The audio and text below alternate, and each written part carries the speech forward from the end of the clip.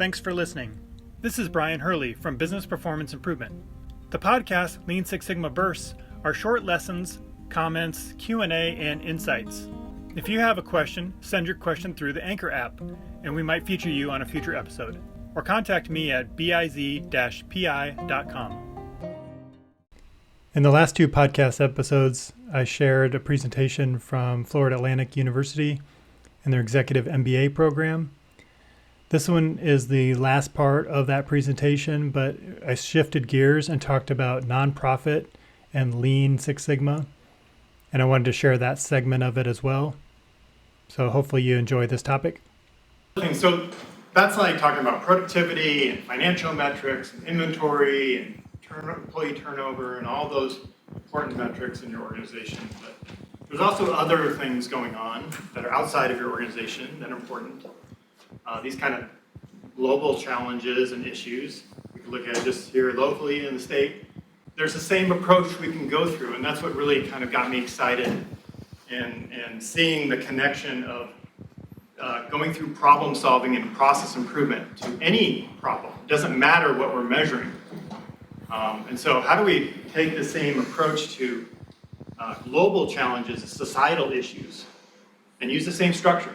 It works. And so how many of you have seen this, the list of UN Sustainable Development Goals before?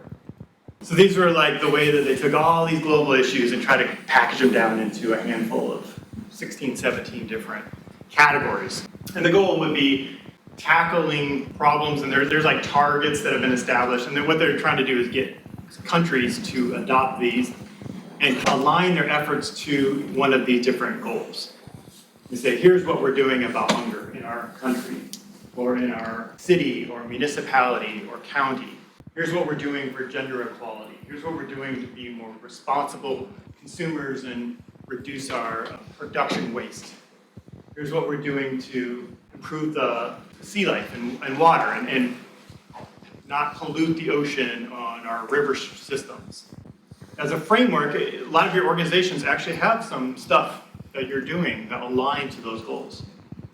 And so you might see that in publications or sustainability reports, if you have one for your organization. They might mention some of these goals, and that's the way they were trying to roll this out, is try to get people to kind of have a common language about how they report stuff. Okay, so any one of these we could go into and kind of look for ways to improve that. So City of Denver did some work to try to reduce unemployment application turnaround time from 5 days to less than 1 day using process improvement methods.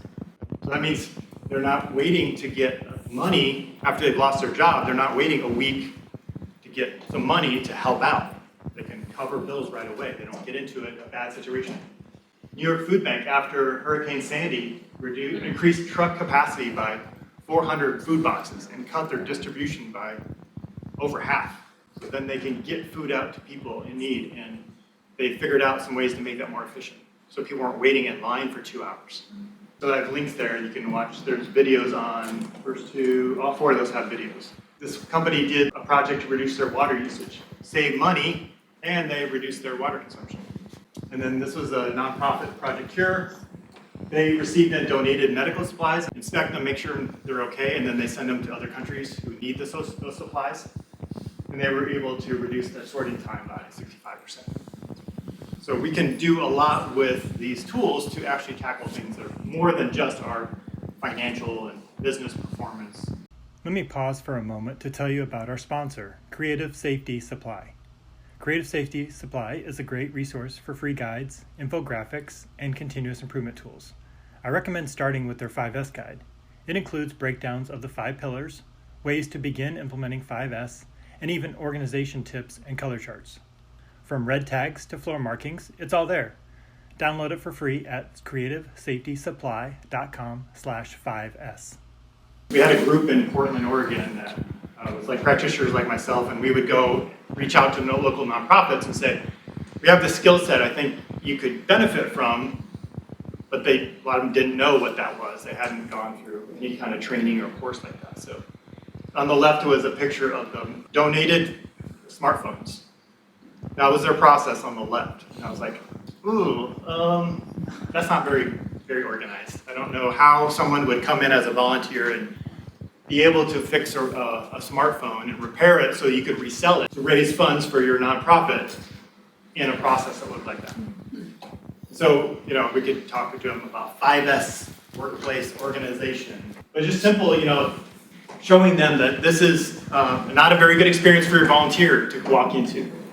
And you're running this organization on volunteers. And so if that's what you're coming into, how many are going to come back the next day to say, yeah, that was fun. I spent half my time looking for specific chords. And I've got very, very little done on actually repairing a device that could be sold. So that's a waste of their time and effort and not a good experience for them. And then they don't have volunteers showing up anymore and they can't get stuff done. And so it piles up full of these devices that could be sold that no one's around to fix them. So just little things like, clearing the clutter and organizing the incoming rack. Say, what kind of phone is this? There's all these different versions of iPhones on there. Because they would just work on whatever. It was like a big box of them. They just put their hand in there, almost like the bead experiment. And pull out, oh, there's an iPhone 4. I'll just start working on it. Then we also brought in the salesperson and said, what are they buying? What are people buying? They're like, well, they're not buying those 4s, but they'll buy the 4S. Okay, and they'll buy these. And we're selling a lot of iPhone 2s, surprisingly. And so instead of just randomly working on stuff, they try to connect with their customer and say, what are they actually interested in or wanting to buy? And so then they gave them a list of priorities. It says, if you have any of these, those are the ones you work on. And then if not, then just work on these other ones. Otherwise, it was just kind of randomly what they decided to fix and repair. So that was just one little part of some work we did there. But they had hundreds of things laying around that didn't have people to work on it, and just trying to come up with processes and help them work through that. I've got a couple books that I've been working on. And I've got a couple of the first group of stories and then some from the second. So those are free. If you'll read them, please take one. That's one waste that I found out with my father-in-law when he passed, that he had, I think, 350 books I counted, and I don't think he read any of them. And I imagine we all have books on our shelves that we have not read. So I don't want this to be another one on your shelf that you haven't read. So the stories are people that I knew or myself that we have explained examples of process improvement with either a government agency or a healthcare facility or a nonprofit organization that has probably more focus on some of those sustainable development goals than maybe a typical organization. But I know some of the organizations have volunteer opportunities where you could reach out to local nonprofits. I moved down here to Pompano Beach about a year and a half ago, so I haven't really got engaged yet much with working directly with any of the nonprofits. I've been doing more kind of general stuff. So those are the two different books and some of the topics in there. If you have a preference for one or the other, I've got more of the second volume here. Feel free to take one, but I want to leave you with this kind of request or thought here is if you have an organization you work with, your company works with a lot, or you personally have a nonprofit or group that you work with or know or volunteer with, and you think they could benefit from some help, I'm willing to work with you and help. The benefits are multifaceted. One is I can help you learn some of these through some coaching, work together on it, or if you're working with them, we can have some conversations about what can we do to help this group. Your organization may give you time off to do this, paid time off, depending on your organization. Some have that available, so check into that. A lot of people don't know what their company offers.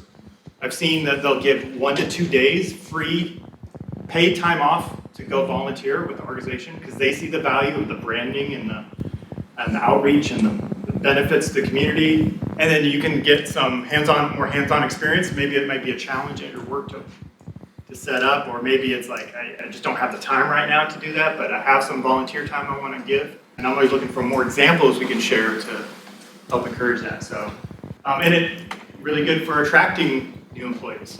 It's like, wow, they actually allow their employees to go out to the community and help.